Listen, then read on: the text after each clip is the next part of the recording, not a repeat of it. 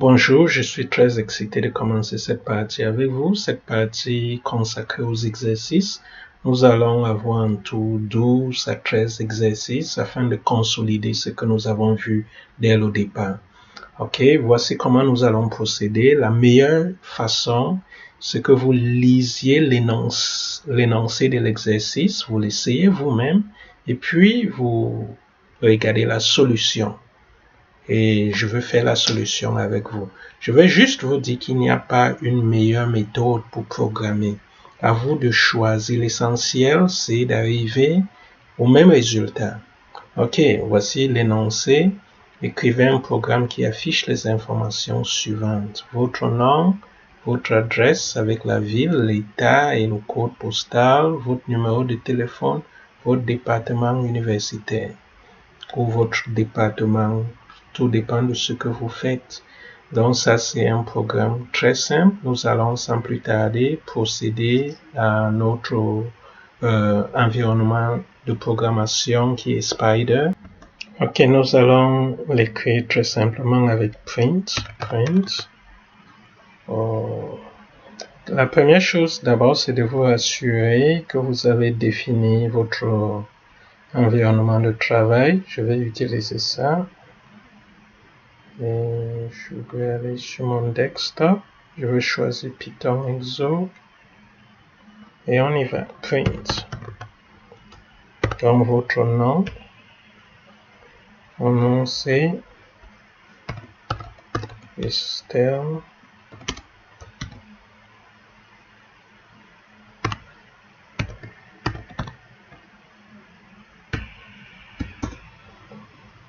Votre adresse.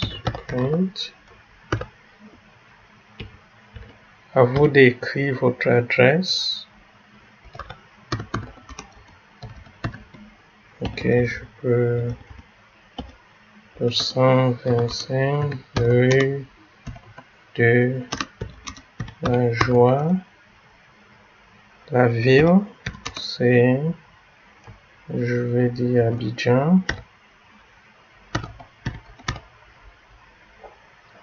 L'État, vous pouvez écrire ce que vous voulez, hein? Ce que vous voulez. Et nous allons procéder à votre numéro de téléphone, print. Votre numéro de téléphone, le 44 13 04. Et finalement, votre département universitaire, print. Informatique. Et tout de suite, on va sélectionner. Je vais sélectionner et utiliser F9 pour faire interpréter. F9. Et ici, ça m'imprime. Ça m'imprime le nom, c'est Vistel Cyprien. Adresse, numéro de téléphone et département. Et si vous voulez, vous pouvez même dire nom, adresse. Tout dépend de vous. Phone. Et département. Même chose, vous sélectionnez et vous appuyez sur F9. Sinon, sauvegardez d'abord. Vous pouvez, si vous ne voulez pas utiliser F9, vous pouvez sauvegarder et puis vous utilisez ça pour exécuter. Ou vous allez sur F5. Je vais aller avec F9 et non, Vistel Cyprien, ainsi de suite, ainsi de suite. Ok, on passe au prochain exercice. On passe à l'exercice 2. Alors voici l'énoncé de l'exercice numéro 2. Une entreprise a déterminé que son bénéfice annuel représente généralement 23% du total de ventes. Alors, voici ce que vous avez à faire. Écrivez un programme qui demande à l'utilisateur d'entrer le montant projeté des ventes totales, puis affiche le bénéfice qui sera réalisé à partir de ce montant. Utilisez la valeur 0,23 pour représenter 23%. Ok, on y va. À vous d'essayer et puis on va le faire ensemble. Ok, on va commencer. La première des choses, on va toujours procéder dans tous les exercices à 4 temps. Première chose, vous devez définir et initialiser vos variables. La deuxième chose, collecter l'information nécessaire. Troisièmement, faites le calcul. Et quatrièmement, imprimer. Donc, la première chose que nous allons faire, numéro 1, nous allons définir et initialiser les variables dont nous avons besoin. La première des choses, c'est définir vente totale. Vente totale, on définit et on initialise à 0. Total. La deuxième chose, c'est le profit. Ça, c'est... Et là, nous avons besoin de ces deux variables. Nous les avons déclarées et on a initialisé avec les valeurs 0. Pourquoi on dit 0,0? Parce que nous savons que ça, c'est pas simplement des entiers, mais c'est des variables de type float. Ok? On va passer à la deuxième étape où on va collecter l'information utilisant la fonction input. Ok, on collecte l'information. Alors, vente totale, on utilise la fonction float input et puis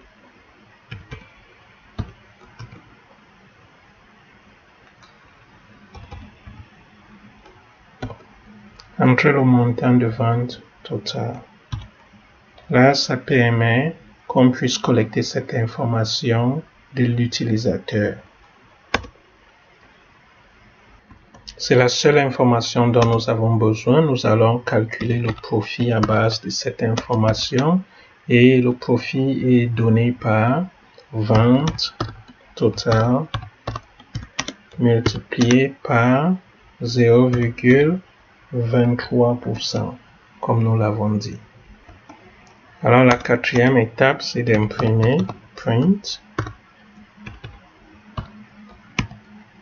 Alors nous allons simplement dire le montant projeté des ventes totales est de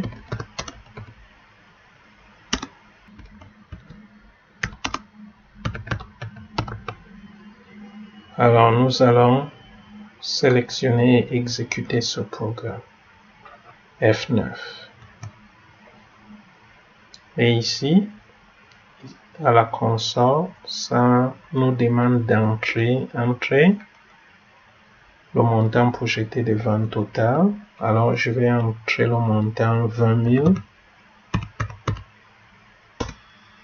Et ça me dit le montant projeté de vente totale est de 4 600. Alors, nous allons essayer de formater ces numéros qui sortent. Nous voulons définir le format de cette valeur qui sort. Au travers des exercices, vous allez voir comment formater les valeurs qui sortent. Alors ici, au lieu simplement d'avoir profit, nous allons voici ce que nous allons faire. On va dire format et on va mettre notre profit à l'intérieur. Profit, virgule, et puis on va donner le format. On veut que ce soit, attention, quelle est cette histoire? On sait que c'est des types float et on veut qu'il y ait deux, après la virgule, qu'après la virgule, il y ait deux décimales. Ok. On y va et on voit ce que nous allons obtenir. On va encore sélectionner F9. Et F9 nous dit qu'il y a une erreur de syntaxe et tout de suite, nous allons examiner pourquoi il y a cette erreur de syntaxe. Vous allez voir que l'erreur de syntaxe, c'est parce que nous n'avons pas fermé la deuxième parenthèse. Alors nous fermons la deuxième parenthèse et on le refait. F9.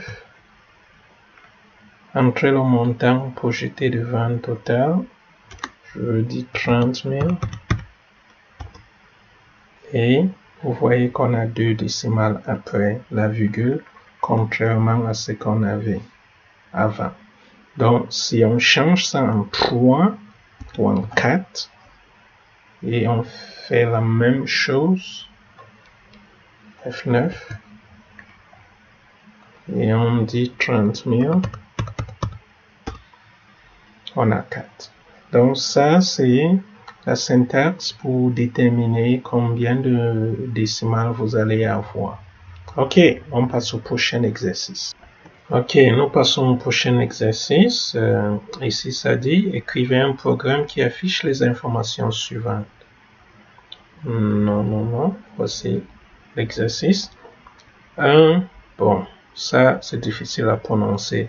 Un blabla de terrain équivaut à 43 560 pieds carrés. Écrivez un programme qui demande à l'utilisateur d'entrer le nombre total de pieds carrés dans un terrain et de calculer le nombre de blabla dans le secteur. Voici une astuce ou l'indice. Divisez le montant entré par 43 560 pour obtenir le nombre de blabla.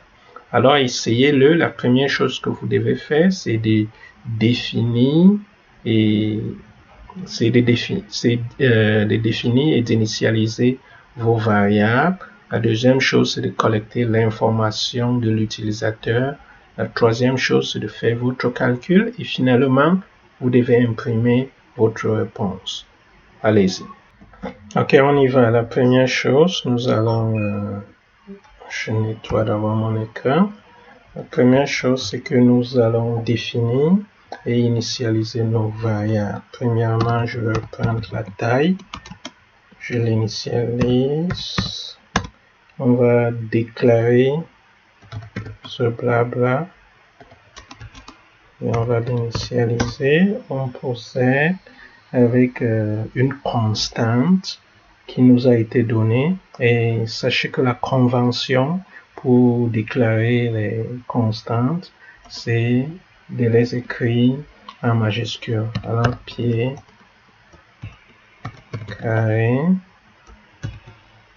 par blabla. Nous avons la valeur qui nous a été 43 560. Ok, après avoir déclaré et initialisé, la prochaine chose que nous allons faire maintenant, c'est de collecter l'information dont nous avons besoin. Alors nous allons aller chercher la taille qui nous a été demandée. C'est de type float input. Et nous allons demander à l'utilisateur de nous donner cette taille. Alors on lui demande d'entrer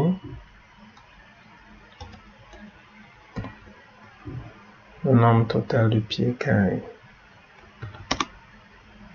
Et ce que nous allons faire maintenant, c'est de procéder au calcul. Et le calcul, c'est simplement qui a été initialisé, ce blablabla. Ça se calcule ainsi par taille. C'est taille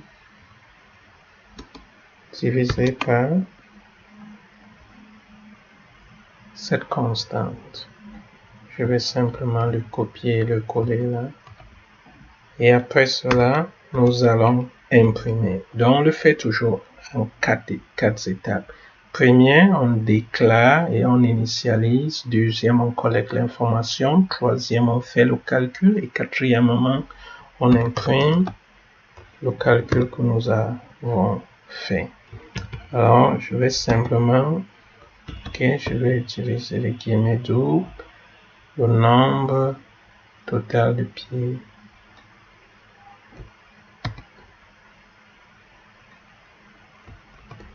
Le nombre total de pieds carrés en 1, 2, et tout de suite nous allons utiliser format et nous allons virgule de float, donc 2 décimales. Ok, on va l'exécuter et voici nous avons fait des erreurs. F9. Entrer le nombre total de pieds carrés. Alors je vais entrer 50 000 et ça nous dit le nombre total de pieds carrés en blabla est de 1,15. Vous voyez les 2 décimales. Ok, c'est fait. On va passer au prochain exercice. Écrivez un programme qui affiche les... Je fais toujours l'erreur de commencer mon PowerPoint au début. On y va. Un client dans un magasin achète 5 articles. Écrivez un programme qui demande le prix de chaque article, puis affiche le sous-total de la vente, le montant de la taxe de vente et le total. Supposons que la taxe de vente est de 6%. Souvenez-vous, procédez par vos variables, collectez l'information dont vous avez besoin, faites votre calcul et affichez l'information. Ok, essayez et puis on va le faire ensemble. Ok, on y va. La première chose, je vais nettoyer mon écran et puis je vais déclarer mes variables. Donc, article 1, je le déclare et je l'initialise. Article 2, article 3, nous avons dit tout à l'heure qu'il y avait 5 articles. Alors, on va faire article 4, 0,0, article 5, 0,0.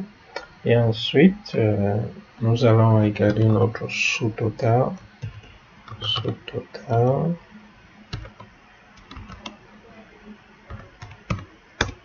Nous allons aussi voir le montant de la taxe et finalement le total. Mais nous savons que nous avons reçu le taux de taxation et comment on le dit, c'est une constante, alors on va l'écrire en majuscule. Donc le taux de taxation est de 0,07. Ok, on y va. Maintenant, nous allons collecter. Nous avons déclaré et initialisé nos variables. La prochaine chose, c'est que nous allons collecter l'information concernant les 5 articles. Après, nous allons procéder à calculer ces 3 choses et les imprimer. On y va. Ok, on va collecter l'information. On va commencer par collecter article 1. C'est de type float, input. Et puis, on va simplement dire quel est le prix de l'article numéro 1. Et on va faire la même chose. Article 2.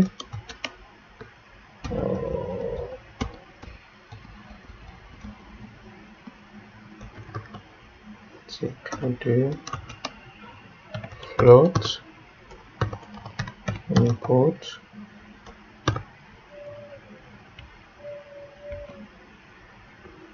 On va faire la même chose. Il faut toujours saisir, mais moi je vais copier et coller pour qu'on puisse gagner en temps.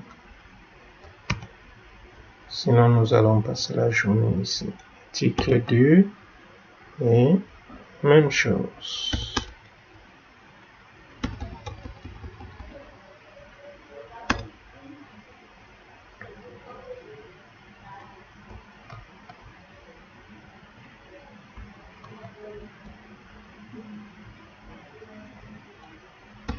Trois, quatre, trois, quatre.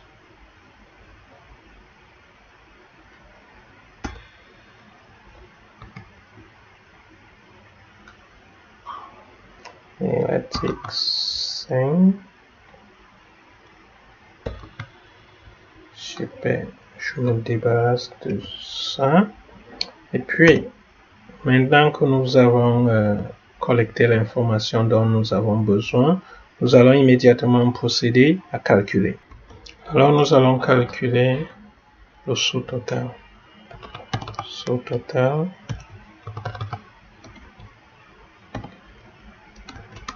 On y va. Sous-total, c'est article 1 plus article 2 plus article 3 plus article 4 plus article 5.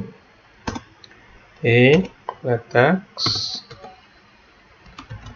est de sous-total. Attention, c'est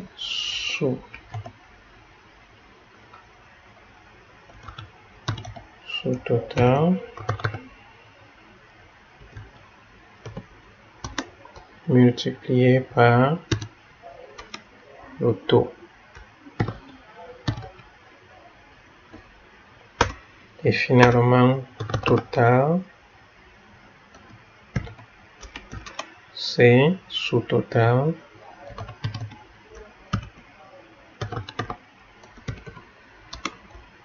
plus taxe. Et une fois que nous faisons ce calcul, nous pouvons procéder à la dernière phase qui est imprimer. On y va. Print. Sous-total.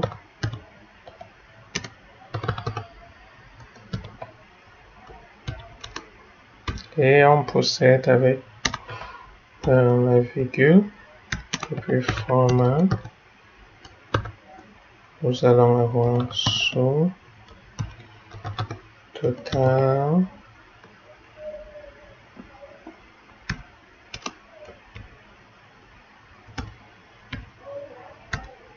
On va prendre 2 décimales.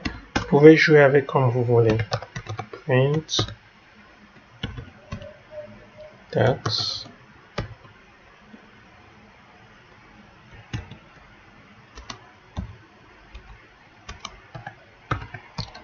Format.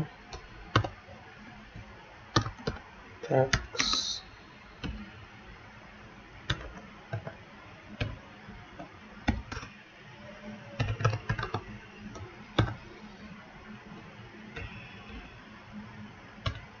Et finalement, nous allons avoir total.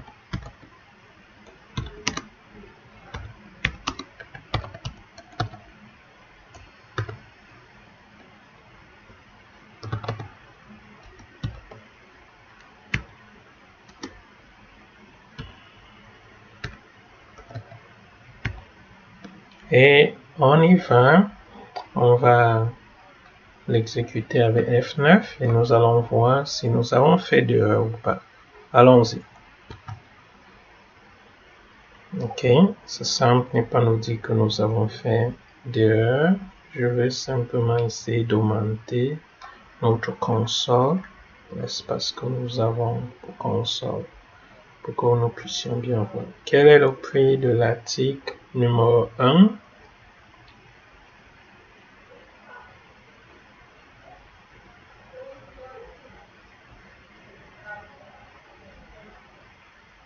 Je vais mettre 20 000, 200 plutôt.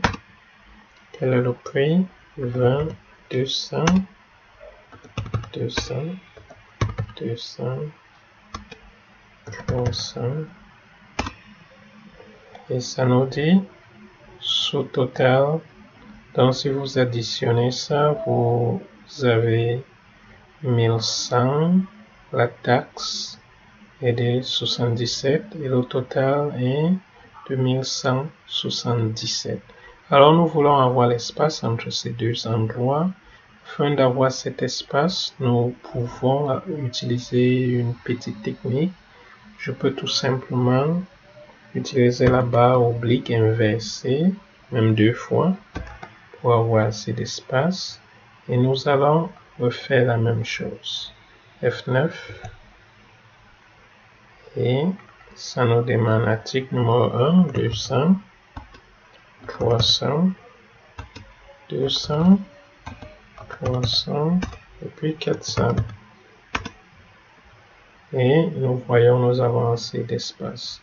Dans quelques minutes, nous allons voir comment ne même pas avoir cet espace entre ces articles. Nous allons voir une petite technique pour le réduire, mais avant de le faire, nous allons... oh, ça c'est une erreur totale, ça c'est pas total, c'est total. Maintenant, vous savez comment procéder. On va passer à prochain exercice. À plus. Ok, le prochain exercice. En supposant qu'il n'y a pas d'accident ou de retard, la distance parcourue par une voiture dans l'intervalle peut être calculée avec la formule suivante. Distance est égale à vitesse fois temps. Une voiture voyage à 60 km/h. Écris un programme qui affiche les éléments suivants. La distance parcourue par la voiture en 5 heures, la distance parcourue par la voiture en 8 heures, la distance parcourue par la voiture en 12 heures. Alors, essayez le procédé comme nous avons vu. Premièrement, déclarer et initialiser vos variables. Deuxièmement, collecter l'information dont vous avez besoin, si vous en avez besoin. Et puis, faites le calcul, finalement, imprimez. OK? On se retrouve dans quelques instants pour la solution. Ok, on y va. Comme vous pouvez voir dans l'exercice précédent, ceci devait être 0,6. Mais c'est correct. On y va. Vous comprenez le raisonnement. Cette fois-ci, on va faire la même chose. On va déclarer distance. La distance 6. Et on initialise distance 8.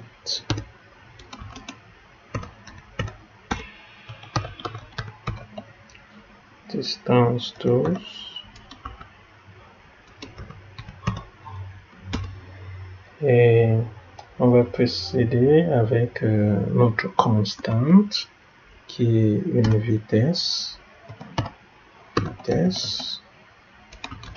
Et nous avons une vitesse de 60. Et maintenant, nous pouvons collecter l'information dont nous devons collecter. Heureusement, nous n'avons pas d'informations à collecter. Nous allons simplement faire le calcul. Distance 6. Le calcul, c'est vitesse. Vitesse multipliée par la vitesse multipliée par le temps, multipliée par 6. Distance 8. Vitesse multipliée par le temps. Distance 12. Le calcul, c'est la vitesse multipliée par le temps. Alors, nous allons immédiatement imprimer print.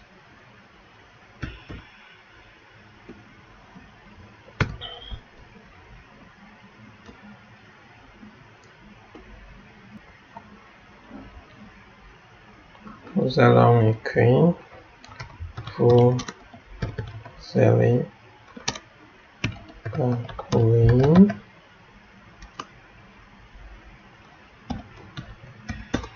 print distance 6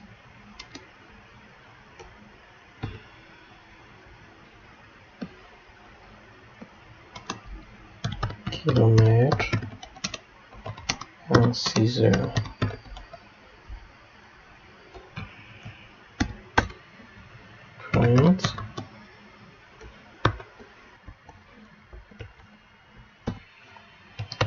Distance 8, toujours mettre la virgule.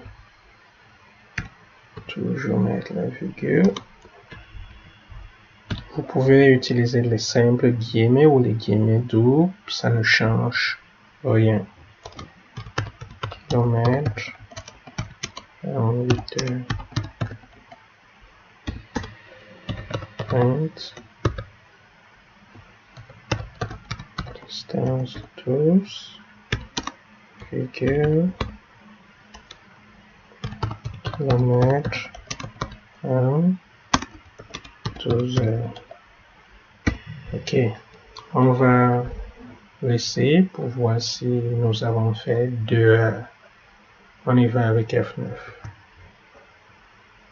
Vous allez parcourir 360 km en 6 heures, 480 km en 8 heures, ainsi de suite. Ok, on y va au prochain exercice. La vidéo devient un peu longue, alors je vais m'arrêter là et puis on va continuer dans une autre vidéo. À plus.